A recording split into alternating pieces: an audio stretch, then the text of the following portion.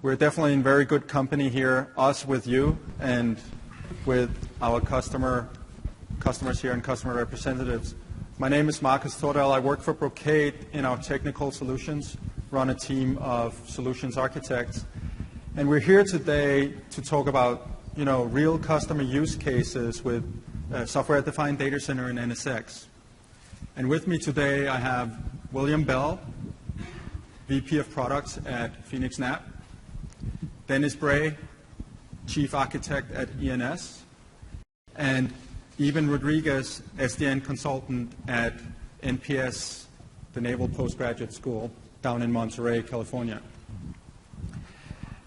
And so what we're going to talk about today is the digital transformation, what it means for these companies and organizations, how they're building their SDDC and using SDN, obviously using NSX.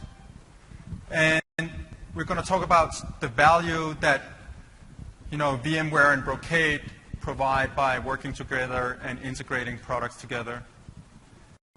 And then finally, we're going to look at what are some of the future directions for these companies and organizations, what's really pushing their business, and what are they looking to do next. I encourage you to ask questions, but I would like to hold them at least a little bit into the session so you can probably, if you wait the first 20 minutes, half an hour before you start raising your hand, then I'm sure we've covered some of maybe your initial questions. But I want to kick it off and go to you, William. Digital transformation, what does that mean for phoenixNAP? It means a lot to us, but mostly in what it can do for our customers, right? At the end of the day, as we transform our business to deploy more rapidly, to scale faster, to reduce cost, right? All of those components that go into the digital transformation help our end users, right? As a service provider, everything we do, for the most part, is to benefit our customer, right? And we have businesses every day asking us to deploy and leverage new technologies faster than ever before, right? We used to see life cycles of a year to kind of drag. It's like, okay, well, we're looking to do this in a year. This technology came out, maybe we'll wait a little while. And, now we're inundated. I go home after this show, and we'll be inundated by our customers about all of the new things that VMware talked about and how they can rapidly deploy them because they expect that of us in the software-defined data center.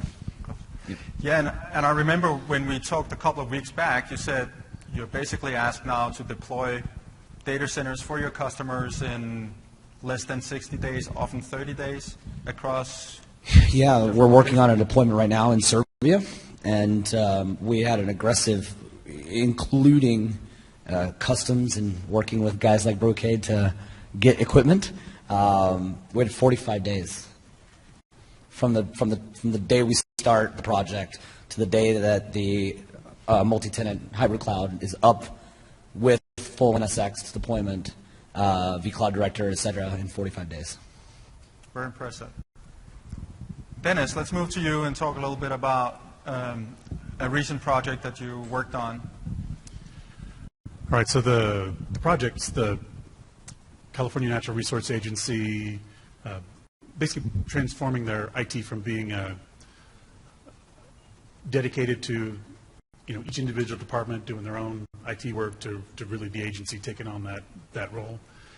And in the most recent project, the big emphasis was to simplify and cut down the time to delivery for the systems for the different departments. The biggest roadblock they'd had in the past to this was how long it took to plumb the networks with the different departments, how long it took to configure the firewalls. And so this project, automation and that flexibility we get from NSX really is making a big difference in that. We were originally given a goal to have it. They thought if they could deliver to the departments within 30 days, that'd be great. And what we've got now is we can deliver, within about 10 to 14 days from the time where it's an idea to the time where it's available to them. Great. And Iben, let's move to you. You work at a very interesting organization down in Monterey. Tell us a little bit about what NPS is doing. Sure. So I'm a Brocade resident consultant in Monterey at the Navy Postgraduate School. I'd heard about it. We go to Monterey on vacations and seen it there next to Defense Language Institute, but I didn't really know what their mission was. I was looking for a job in December, and I got invited to be part of the team there as an SDN delivery consultant. And so I started doing some research on these guys. They've been around over 100 years. They moved to the Monterey campus in the 50s. The COBOL language was invented by a professor there back in the 50s. So they've been doing high-performance computing and kind of digital transformation, if you will, for over 50 years. So I was kind of surprised when they invited me over there. It's a military organization, and trying to figure out what's going on. They have a network upgrade, a refresh of their physical network that goes on every, say, 8 to 10 years.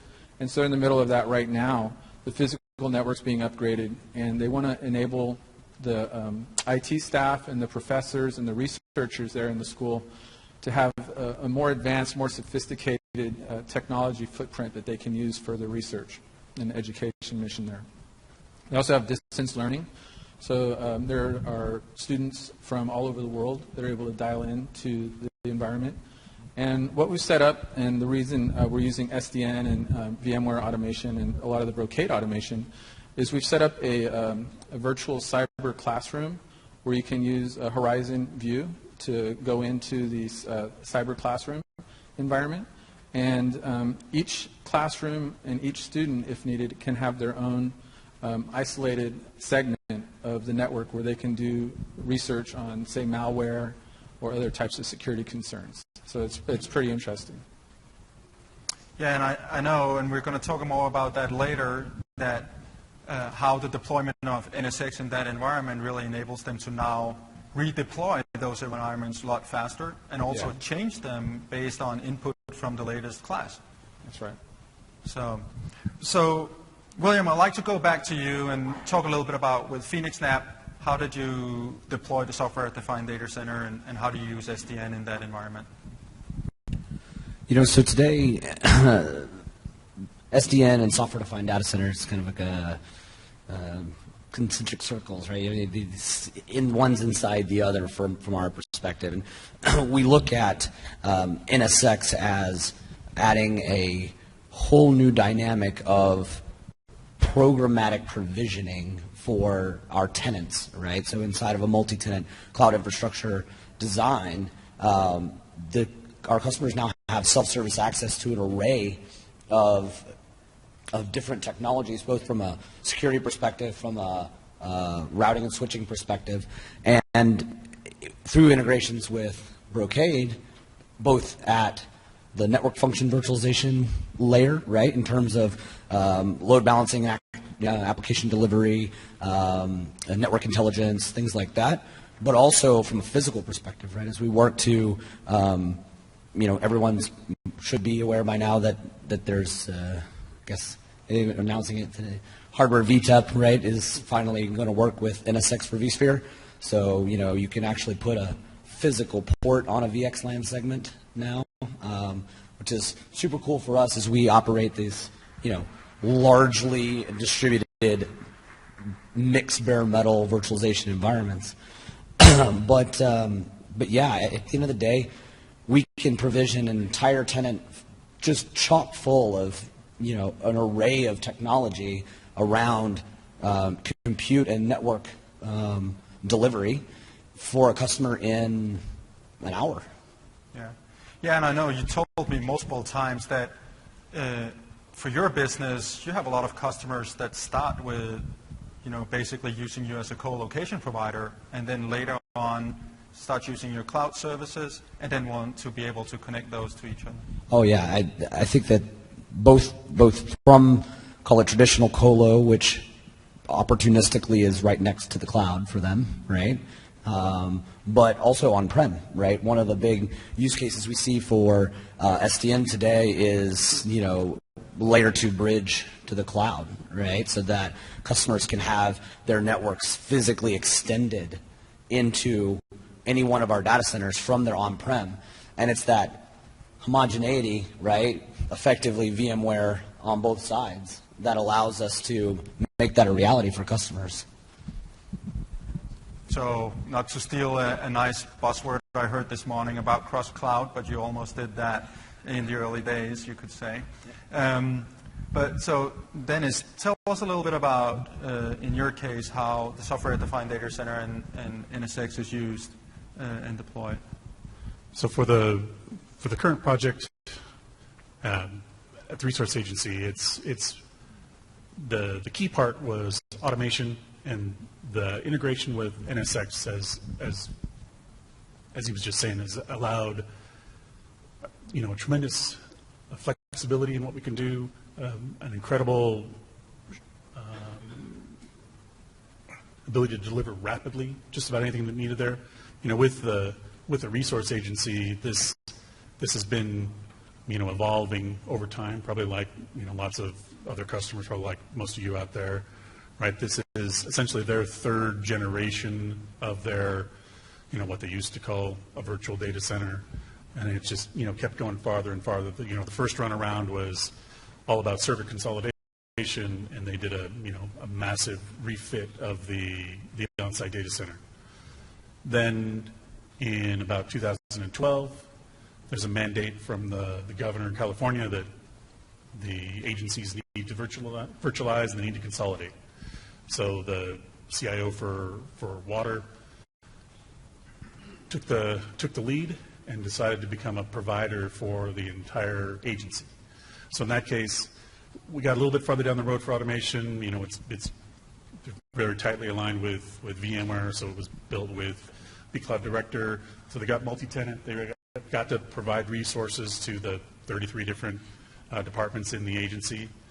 And then the problem with that, like probably it was for most people, we could very rapidly deliver virtual machines. We could very rapidly bring up a new VDC for somebody. But the way that things were still kind of siloed, the network folks were still preferring to be on an island. There was a lot of physical firewalls ruled what was going on there.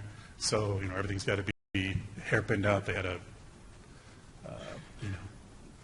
issues with HA pairs of firewalls.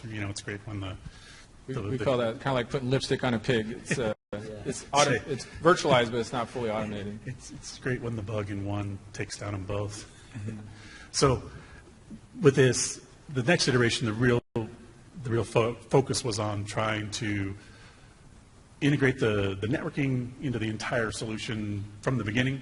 Right when we would bring on a customer previously, lots of planning went into place with VLANs for every side and how we're going to do the interconnects. And now it's just incredibly simple, right? We're worried about two VLANs that we have to have, and then everything else is logical, generated as we need it. And that's. You guys use a self-service portal with? So the self-service portal, it's being rolled out at this point. It depends on the sophistication of the department. One of the goals with the earlier phase was to get some of the smaller departments within the agency basically out of the IT business. Make it so that they don't have to maintain servers anymore. They don't really become that service provider for them. So for those agencies or those departments, they'll use the staff from the agency as a proxy, right? So there's a self-service portal there. They're not likely going to see it. File a ticket, tell them what they want, and somebody absolutely. Some of the bigger departments, absolutely, it's self-service. And I think that's a very interesting point, right? I think, Iben, you have a similar story from MPS that once they get this working, there are actually other agencies or other, you could say, the customer base expands because they're able to scale very easily and very economically. Yeah. So one of the nice things when I got in there's a number of self-service tools that they had started standing up. So I knew that they had the vision as to where they could go with IT, but they were lacking the tools that they needed to implement. So that's a lot of customers you've been to in the past. You can provide all the tools in the world, but they just sit there and they aren't being used because that vision's missing, and the staff still wants to, maybe they're worried about job security, we've seen that, or they just want to keep doing things the old traditional way. But that wasn't the case here at the MPS. They very much had an idea of what they wanted as far as automation and kind of the idea of microservices where they have classes. There are a quarter system, or I don't even know if they're on the semester system or quarter system, but the classes run for a few months and then they have to rebuild the environment in between classes to get ready for the next session. So they don't have a lot of time in between those classes to rebuild it. So we inherited a legacy system that one of the professors had built up for his training class, and that got moved into the IT group to handle the support for. So what are we going to do? So we knew we wanted some automation. NSX provides that. And there were a number of single points of failure as well. We had standalone DHCP servers, Active Directory machines, which were physical. Our load balancer was end of life and physical, a single one, not even a pair. All kinds of single points of failure. Old firewalls that had been replaced with new ones, hadn't even been migrated off the old one yet. So with NSX, we were able to get rid of VLANs by using an OSPF interconnect between the core of the network and this virtual classroom environment. And that allowed us to route an entire /16 network up into the virtual classroom environment. And now the IT staff, without having to go to network to create VLANs or whatnot, could dynamically allocate IP address space to each virtual classroom. So a professor could go to IT, and the business analysts from IT, the people in the IT group also are transforming their roles from being just somebody processing a ticket to more of a business analyst. And they're able to assess what the class needs, what the requirements are for the research project or the professor, and then they're able to dynamically create an environment using only software with load balancers, DHCP servers, NAT, routers, firewalls, all redundant and all scripted. And now we haven't fully automated it yet. We don't have self-service in place. It's going through iterations.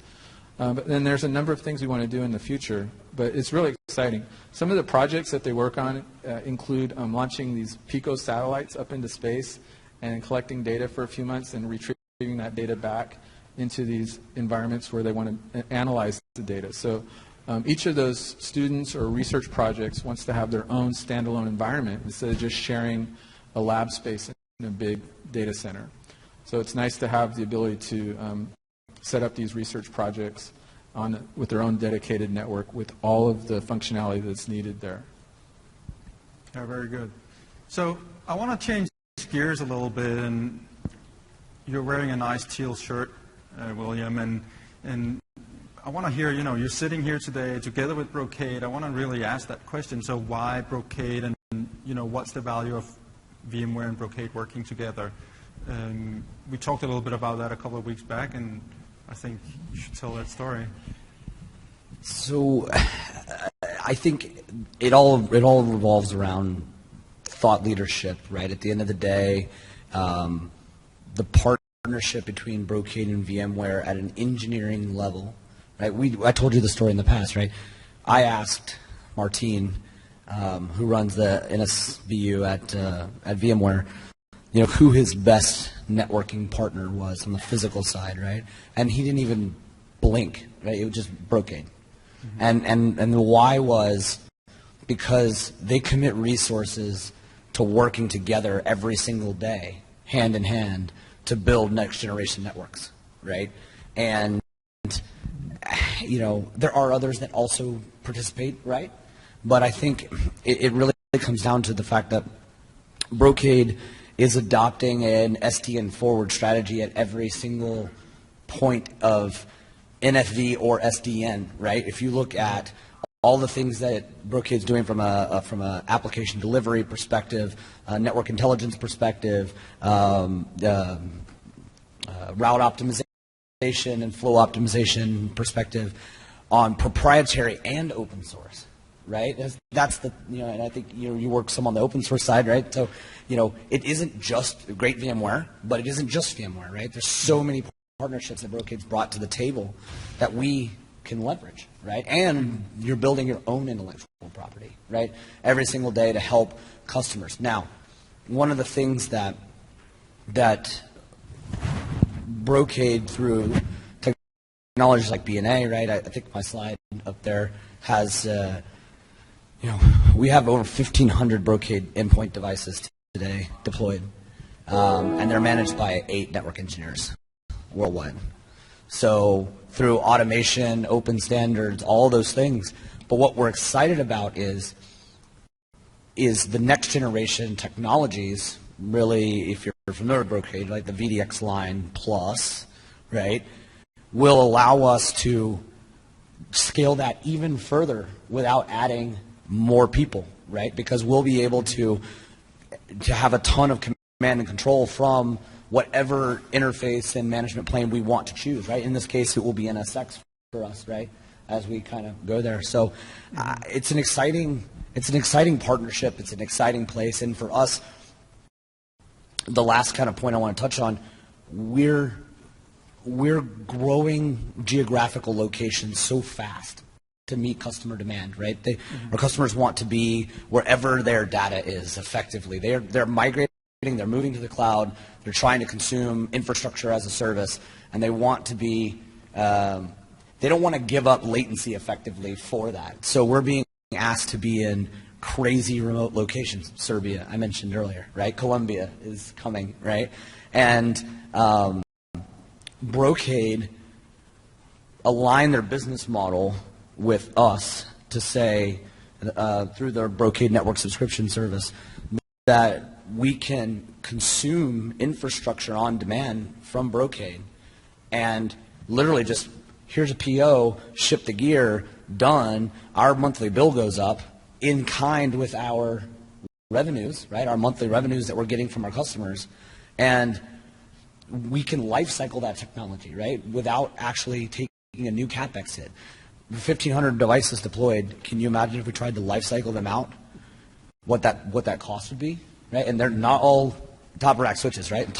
Tons of edge routers and core routing systems in there. But we don't have to, right?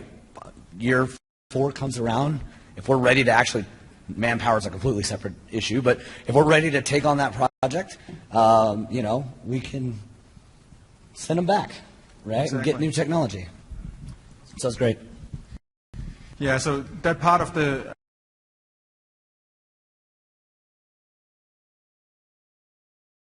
about the network subscription, probably many of you are not familiar with it, but really what it means is that you can sort of lease the ports on the switches and you can return them within 60 days, I believe it is, and then you don't pay for them anymore.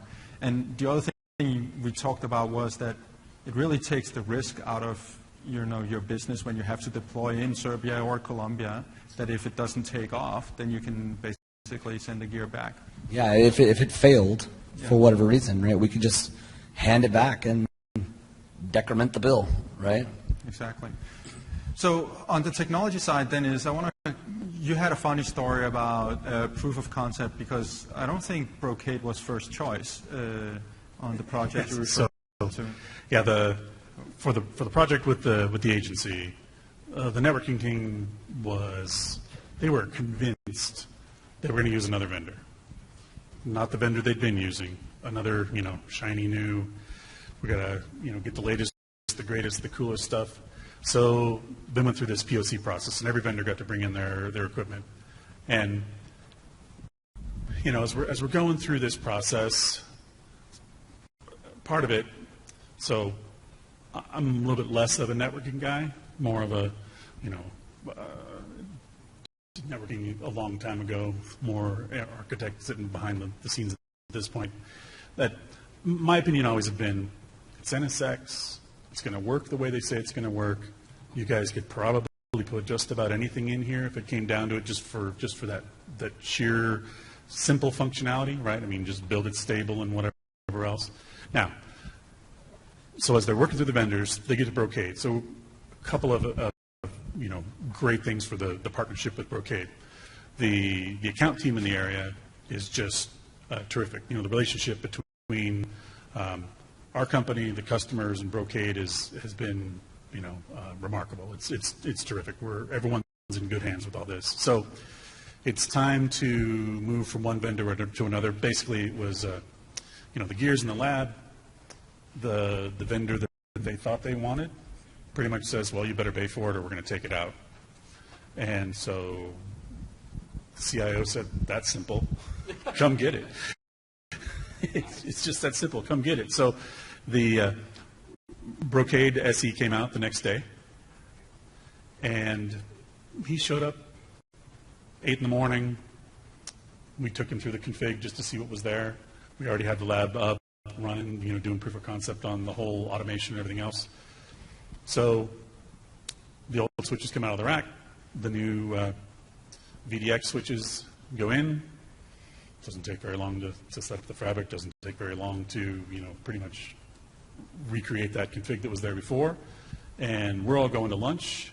And when we come back from lunch, the lab's 100% functional. We didn't have to change a thing anywhere else. Just, changed out those switches, brought in the new switches, had what we needed from the perspective. And it was, from that moment on, it was no doubt what was going to happen in that environment. And then, just completely as an aside, outside of this project, it's gone further, right? The campus switches needed to be replaced, so they're all ICX switches now. The core switching in the data center, because this was the next generation, we got to migrate in. Well, that's also, the whole thing's going to transform to Brocade infrastructure there, based on certainly the functionality, right? Because once it's in there, and then it's time to expand. Just expanding that fabric, that is incredibly simple, right? The ability to do that configuration, just keep it as one logical switch and move along, that was terrific. And they appreciate that going forward. But that customer service relationship with Brocade really made a big difference in this case, and it's going to carry forward. And even William talked a little bit about the open standards. I think with MPS, that's a key point, right? That's right. So we have all Brocade. This was actually a foundry. The customer was a foundry customer back in the day, and Brocade purchased foundry, I don't know, more than 10 years ago. It's not that long. It seemed like it. 10 years ago. So we replaced the foundry switch with Brocade switches years ago, and now the old Brocade switches are being upgraded to new 100 gig outside the environment, and we need to interface with a number of other equipment, not just Brocade, as we interface with organizations outside. NPS is in Monterey, and there's a number of other federal customers in the Monterey area that we connect to. So it's important to have those open standards from the interconnect option or viewpoint, but as well as inside the environment. We're working with Palo Alto networks, both physical and virtual firewalls, and then Brocade has a open daylight-based SDN controller that uses OpenFlow to communicate with the edge switches, the ICXs. So those are all based on open standards, and the customer has the assurance that whatever investment they put into this environment today will be protected in the future because of those standards. We can swap components out as needed based on those open standards. Yeah, and you also talked about that there's a use case around a lot of data sharing, right, with a third party. So it was quite a big amount of data. The various network components were purchased for their functionality, not necessarily their performance per se. And one of the nice use cases that we've come up with, which we're talking about in our booth, I've actually been pretty excited about this. It seemed to me like science fiction. I didn't know this was possible, but we're able to use the Palo Alto network as sort of a detector to inspect the traffic flows. And as a trusted traffic flow comes in, we can send an API command to the MLX routers on our edge and instruct that traffic to bypass the Palo Alto so that it doesn't load it down because it's already a known good traffic flow. Same thing if we're getting a denial of service attack and we see this bad traffic come in and we want to block that. We don't have to always block it at the Palo Alto. The Palo Alto can send an API command to the MLX and instruct the router at the edge with the 100 gig internet connections to block that traffic for those flows. So it's a pretty cool way to get more bang for your buck out of your security equipment. And there's all kinds of new use cases. I thought that this would be just another job for me, working at Brocade and going to the Navy, deploying some switches and installing some software, but it's a lot more than that. We're definitely visionaries as far as the new ways to take existing technology and make your network work smarter for your customers. But that intelligent decision making is key to the future, right? When we talk about software-defined data center, being able to make intelligent decisions and leverage kind of best of breed, right? Everyone is aware that firewalls are great for inspecting traffic. They're great for applying policy. But if you've ever had a denial of service attack, you'll quickly learn that the firewall is the first thing to go.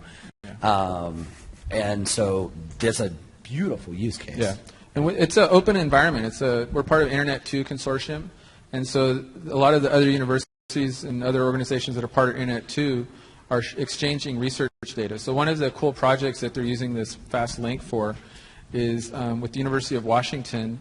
They have these probes that are gauging the temperature and seawater levels and basically measuring the polar ice cap melt.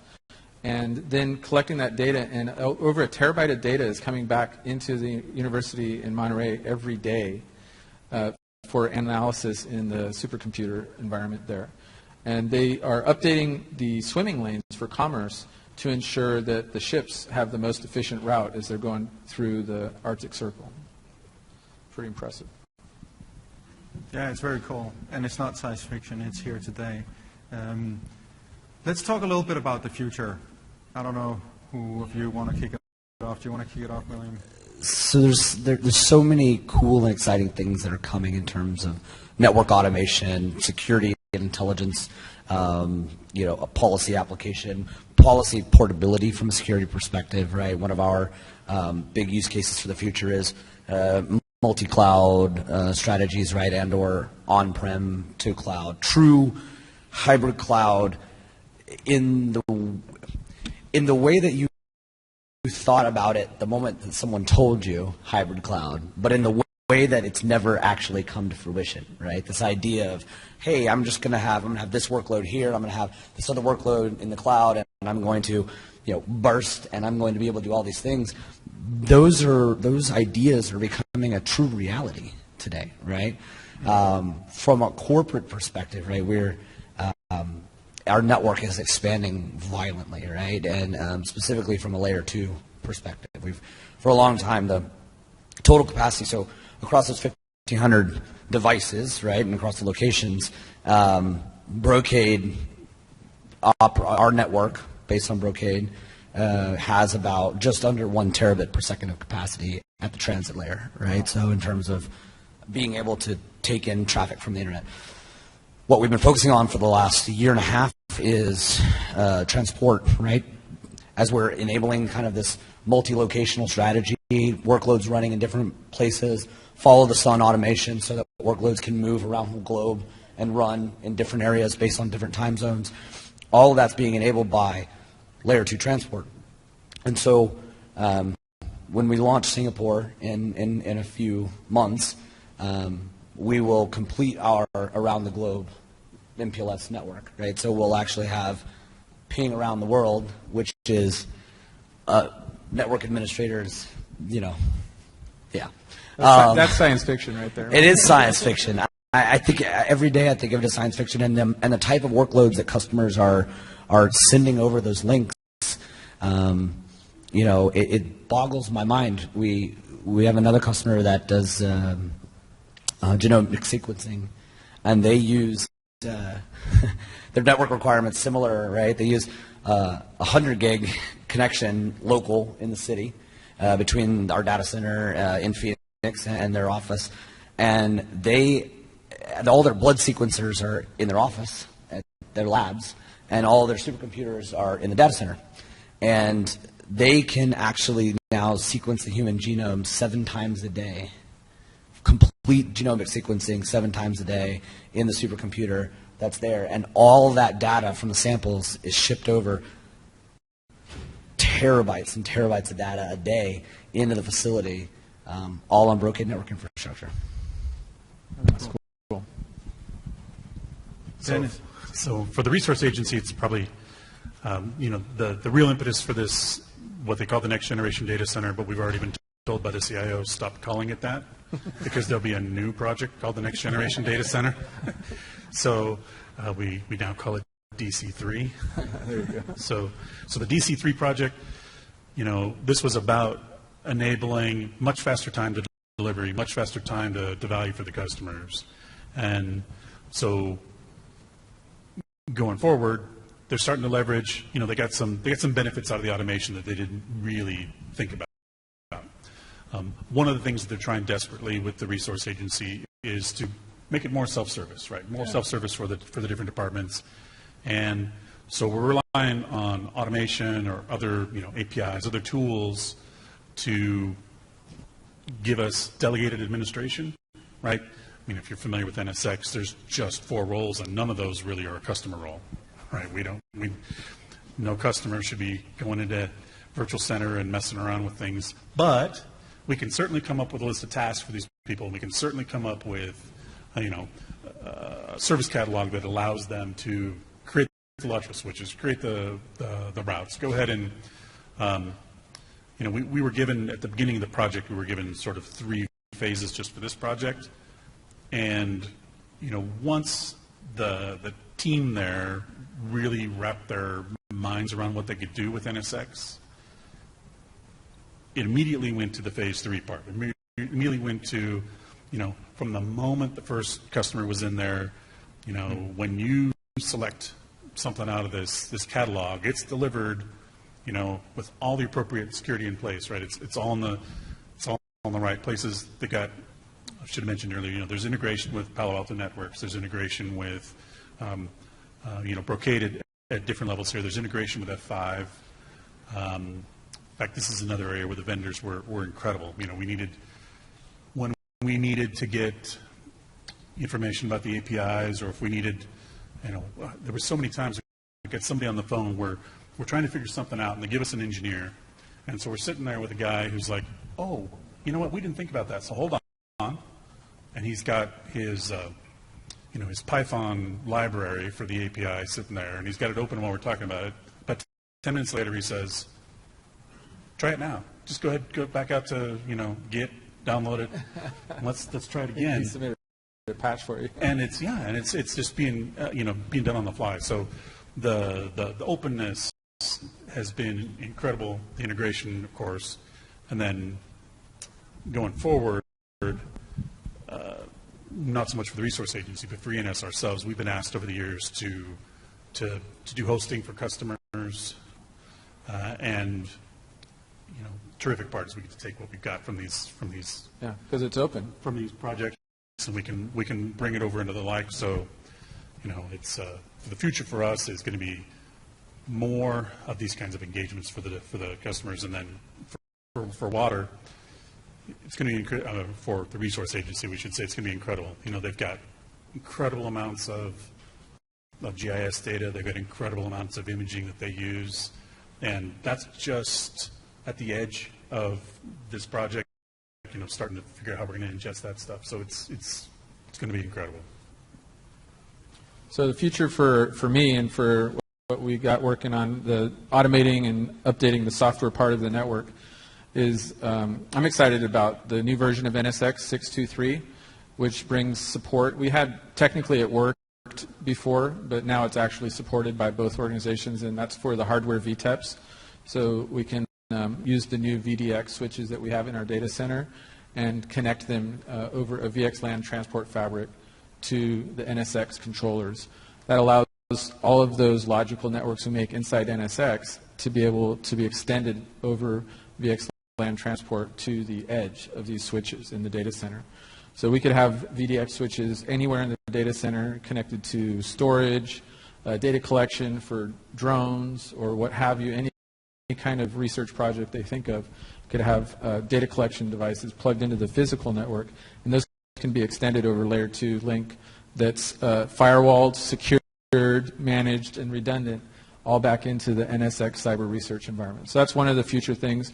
The other thing is we have a relationship with Palo Alto Networks, And we're only using the physical devices now, but we've started looking at implementing the virtual solution with Panorama in the NSX integration. So that's on my roadmap for this year. One of the things I learned that was kind of interesting was that there's more than one kind of SDN. And I was actually surprised when I got to Brocade that they had MLX for the routers and the core, VDX for the data center switches, which are a little bit more expensive than the edge switches, which are the ICX switches. So all the buildings, there's a number of buildings on the campus of this university. They have the ICX switches out there on the edge. And those don't speak VXLAN to communicate with NSX. Those are using OpenFlow, and we're using that SDN controller to provide OpenFlow management of the edge. So that's another thing on our future roadmap. We're waiting a couple months to work on that. But that's going to allow us to implement some of the new SDN applications out even on the campus network and not just only in the data center. Mm-hmm. Yeah, very cool. So as we open up for questions, obviously a lot of the things we've talked about here, we've discussed at a reasonably high level. I will encourage you, come to the Brocade booth or look at our website if you want to get more detail and want to have some of these discussions in whatever depth necessary or you would like to go to. But I would really encourage you to take the opportunity to ask questions now as well, to learn more about our panel speakers here and their business, and maybe some of the considerations that they had and decisions they had to make as they were doing these transitions and deployments of NSX in their SDDC. You can also send Twitter or email if you want. We're on there. There's a question right here.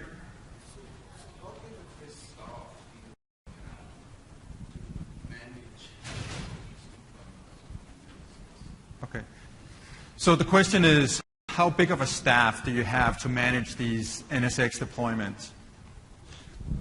I think the best part, well, I mentioned 8 on the physical side. The network team, legacy network team, right, manages the physical endpoints. But one of the best things about SDN is as long as the training's in place, we're effectively inheriting new network engineers from our virtualization and cloud infrastructure side, right? So, we've got 15 or so on the virtualization cloud infrastructure practice, and they're all becoming more network savvy every single day.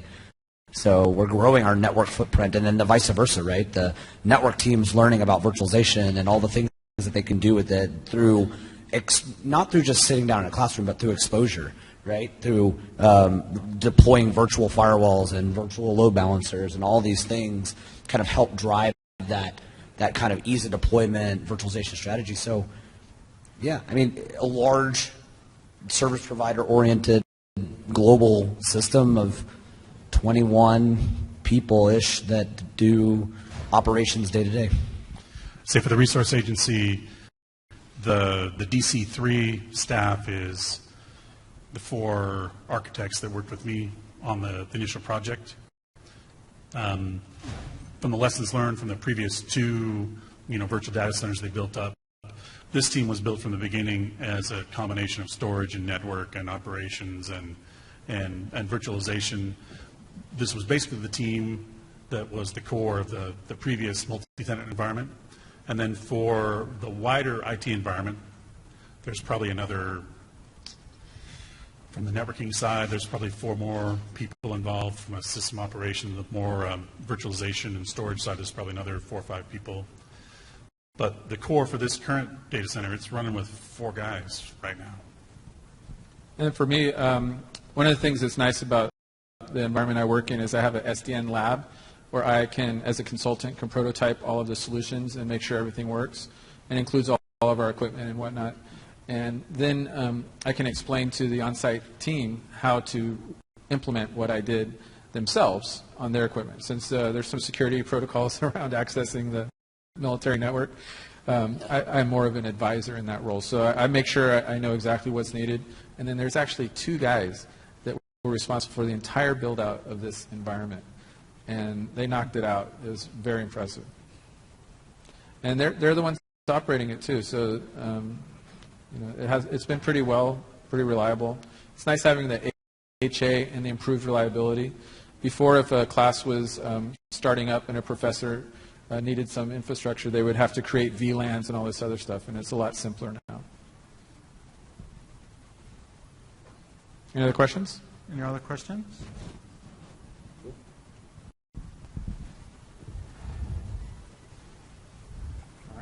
Perfect. All right. Well. Oh. There's one back there.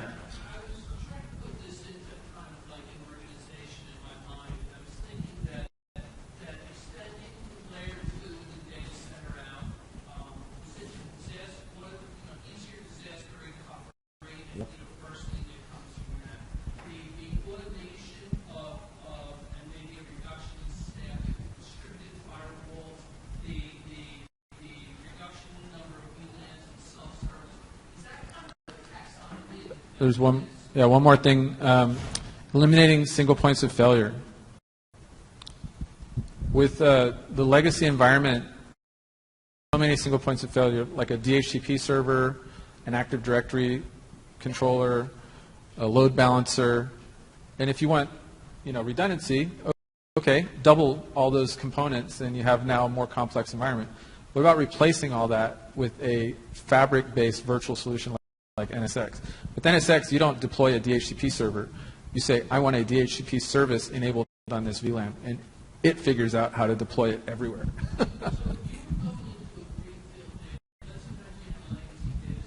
Yeah.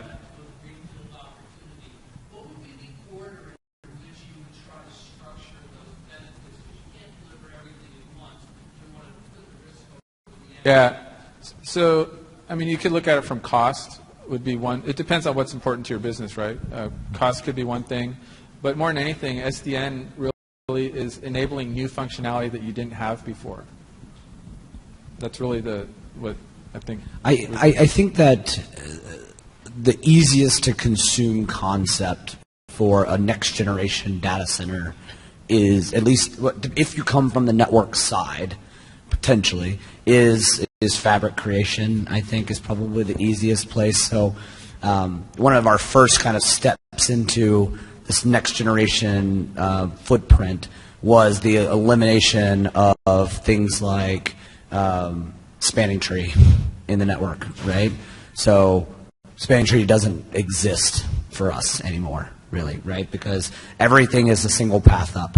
And then once you get the physical components in place, you get a nice solid base and foundation. Yeah. Then you can start layering on the easily consumable components. So I believe personally that things like distributed firewall, right, is one of the easier places to start with implementation, because unless you choose to go the security group route and make all these crazy, call them intelligent security groups, you can configure it just like a firewall, except firewall policies applied universally instead of at this central point of failure in the network, right? And you manage it just like you would manage anything else, right? There's NATs and firewall rules, and it's all very normal feeling. It's when you get past that, things start to become interesting, like distributed logical routing. And the other thing that's nice is you have the ability, like you have different customers you support. Yep. We have different classrooms we support. So we have a script that can deploy all of the components needed for a classroom. And if we want to make a new classroom, we can just run that script again with some slight modifications. And that sets us up for automation in the future. And we're similar with as we're bringing on the different departments, same thing. There's a set of scripts that we run to bring up the new tenant, and we're pretty much off and going.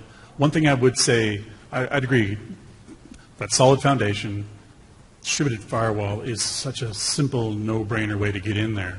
Now, in our case, we knew they had already deployed Palo Alto physical firewalls, so that we essentially inherited that. So we use the virtual firewalls from Palo Alto, and that integration there we did actually leverage the security groups more because those security groups pass right over into dynamic address groups within Palo Alto. And for the existing tenants who already had their own, their own partition off these Palo Alto firewalls, it was simple, right? As we brought them in, they got to just keep right on using the security policies they had in Palo Alto. We just worked with them to make sure that as we deployed them, we got the right security groups in place that mapped over, and it's been, that's another thing, it's been really pretty seamless.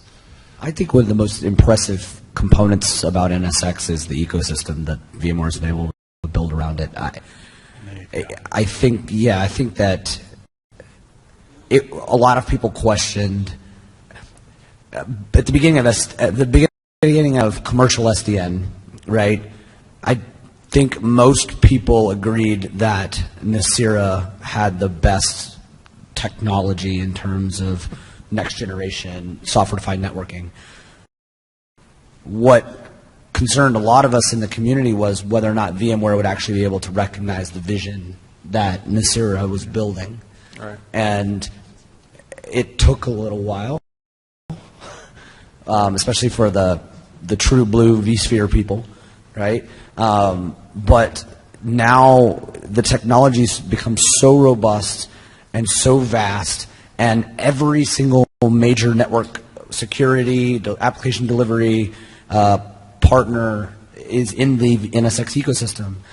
And all the things that he was talking about, like intelligent firewall bypass, that stuff works with virtual firewalls and NSX controllers just as well, right? So there's a lot of intelligent decision making that's happening at the network that just wasn't possible 2-3 years ago. Are you asking a question as far as justifying the purchase? Or, yeah, the question you asked. I see. Okay. Well, the sky's the limit.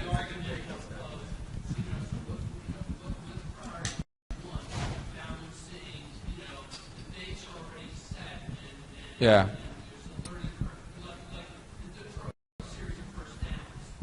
Well, I will say there was, for us, the guys I was working with, this was their first time using it, and it was kind of like throw them in the water and teach them how to swim type of thing. So definitely, we could catch up later and talk a little bit more, but there's a lot of war stories, and I would suggest setting up that sandbox environment once to have a test platform so you can have a reference environment to go back and look at before you start going into that greenfield production environment. Even just a couple servers is enough to have a sandbox. Mm-hmm. Perfect. Is that it? Awesome. I don't know what time it is. All right. Well, thanks a lot for your time today. It was a pleasure to have you here, and it was a pleasure to have the panel here. Thanks a lot to William, Dennis, and Iben. And as I mentioned before, please come by the Brocade booth and we can have some more in-depth architectural discussions or even just pure technical reviews of any kind of questions you have. Thank you.